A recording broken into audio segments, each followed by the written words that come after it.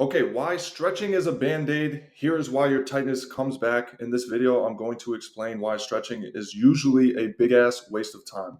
Now, another basketball player just hit me up, has to stretch for 30 to 45 minutes before he can even move. I know this happens to a lot of us.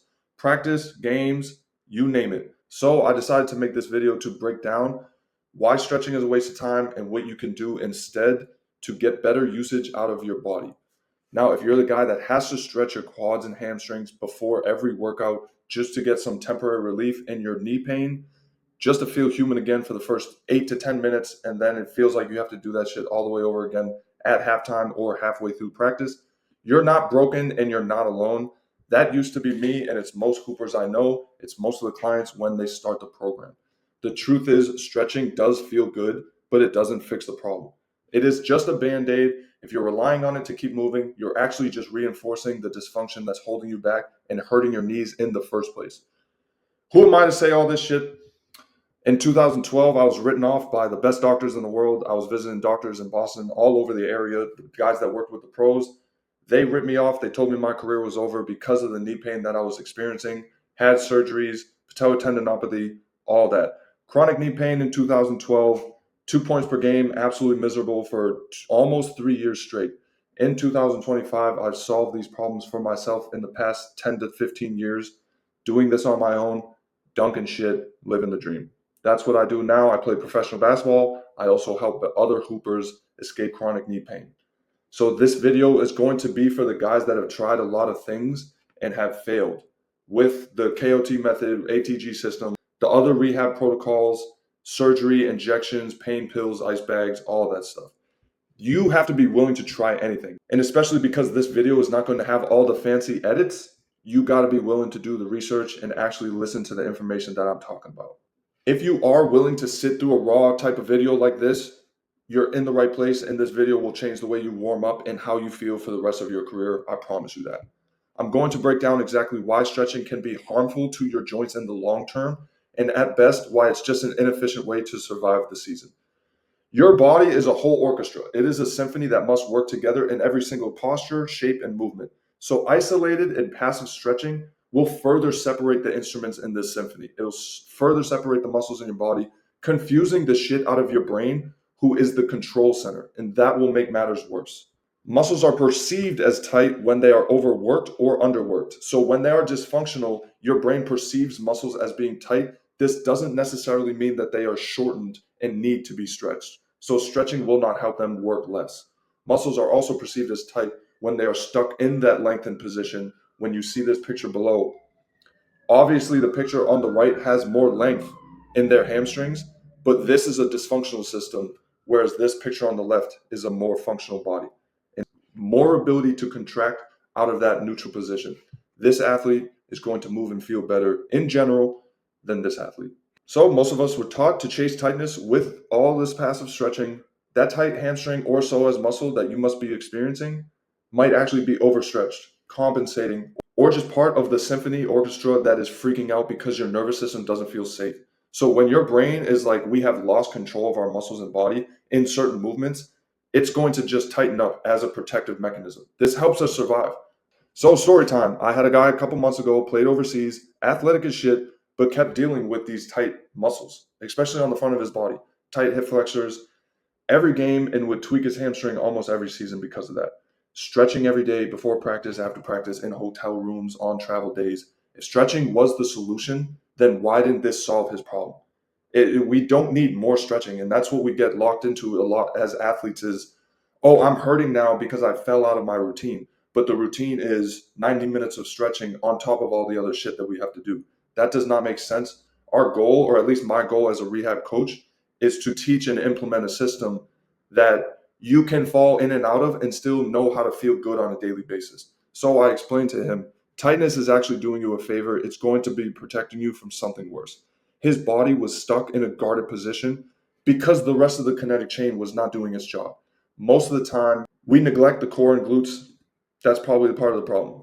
The hip flexor wasn't tight because it needed length. It was tight because it was doing everybody else's job. This is what happens a lot with the hip flexors. Because of our posture and dysfunctional movement, these guys are overworked. These guys are chill. One thing we have to understand before we move on, muscles work like elastic bands. They have a neutral position, they have a stretched position, and then they have a contracted position. Now, just like an elastic band, they stretch to potentiate a contraction. So that contraction happens best after a stretch. But we don't get that with stretching in isolation.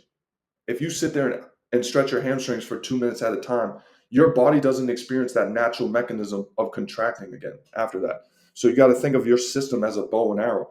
After that stretch, it's supposed to slingshot into a good contraction, just like this sprinter on the right. When he steps forward with this right leg, it's going to lengthen the hamstring, but at that hamstring peak, it is going to then contract into propelling his body forward. So every stretch is usually followed by a good contraction. In general, this is how muscles work. So what if that elastic band is already stretched out? The part of the system becomes useless. And now that your glutes are weak, your pelvis is tilted, you have other dysfunction in your body, your trunk becomes unstable. So now, if muscles are not able to handle the force in your body, the joints have to, and the other soft tissue in your body have to. That's what leads to tendonitis. That's what leads to cartilage loss.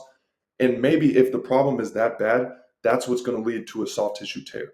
So stretching now has become something that hoopers use for temporary relief. It gives temporary relief. It makes you feel good in that moment, and it relaxes your nervous system.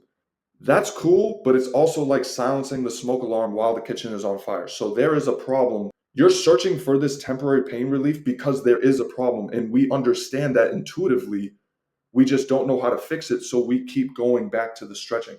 Stretching, again, is a band-aid. You need to find out what's triggering the alarm in the first place.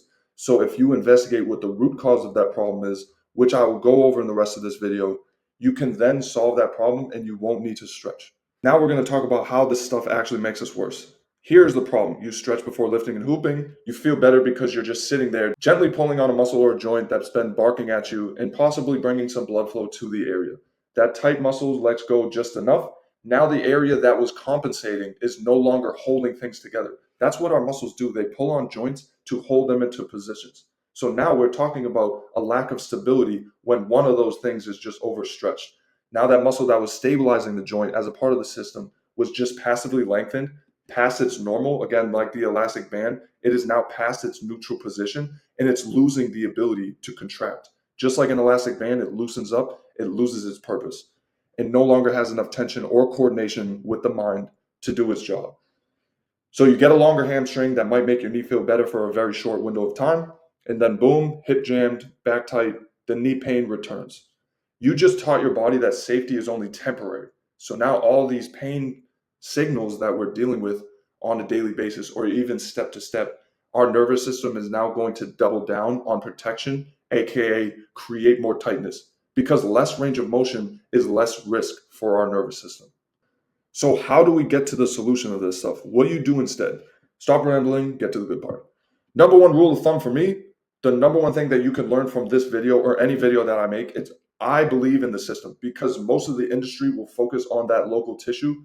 What I'm talking about is attacking it from a complete opposite angle. So everything that I do is about the entire kinetic chain from your feet all the way up to your head. If you solve this system as a whole, there will be much less tension on your knees. And that's what we're trying to do. We are trying to rebuild the things in your kinetic chain that have been neglected. For me, the most neglected parts of this picture is the feet and the glutes and the thoracic rib cage slash all of this stuff that's going on with your deep core muscles. And this is also a good picture of the dysfunction that's happening in your body. Is like, stretching one muscle group is not going to help this entire picture absorb and handle force better. So when you solve this picture, you're not going to be able to need a warm up. Your body is just going to move the way it did as a kid, as it did naturally, and it's naturally going to be able to solve problems in movement. And that's what we want to do as athletes in sport. We want to be able to think about the other shit on the court. We don't want to be constantly thinking about activating certain muscles so that my knee doesn't hurt. Once you start rebuilding the feet and the glutes and the deep core muscles, then you start to rebuild coordination. You train integration, so you bring those things together, and then you teach your body how to move like a system again. Again, it's a symphony. It's not just one instrument at a time. Try this instead of stretching, and I will link videos in the description to help you guys out more. Active mobility drills that emphasize more control and not just range. So anytime you stretch, like I like using the couch stretch for your hip flexors, but you need to be pulsing. You need to be doing something active to then allow your body and mind to work together and then that allows the mind to relax long term. We want to activate and even pre-fatigue some of those muscles that have been neglected, like the feet and the glutes, and that will train your body over time. That'll train your mind to access those muscles more often.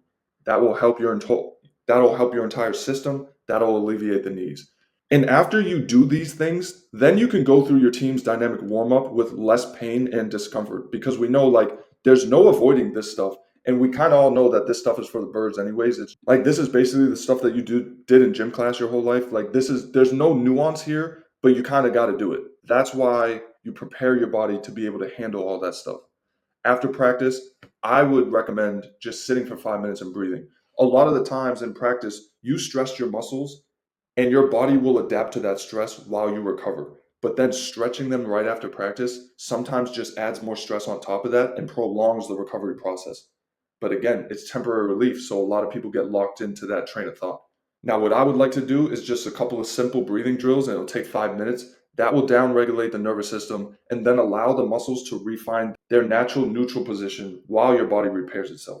And as we rebuild this system, when your body feels safe, when the whole chain is working together, tightness disappears on its own. And it's not because you force it through an extra range of motion, it's because it found a safer position, it found a better solution for the whole entire system. So if you're tired of stretching the whole entire season with no results and you actually want to move without pain again, I built a free mobility guide that walks you through the exact drills that I use on myself and all my athletes. The link is in the description. Remember this: tightness isn't the bad guy, it is just the messenger. So we're not exactly trying to address tightness first, we're trying to address the dysfunction that caused the tightness in the first place. Your job is not to silence the alarm, it's to put up the fire first. So go try the mobility guide and hit me up if you have any questions. This is what I do now. I love doing it. I love helping people get out of pain because I know what it feels like to just be doing everything and following directions with zero results. And then you just feel like you're on an island and nobody is there to help. So reach out to me. I'm down to help you guys. Thank you for watching. Peace.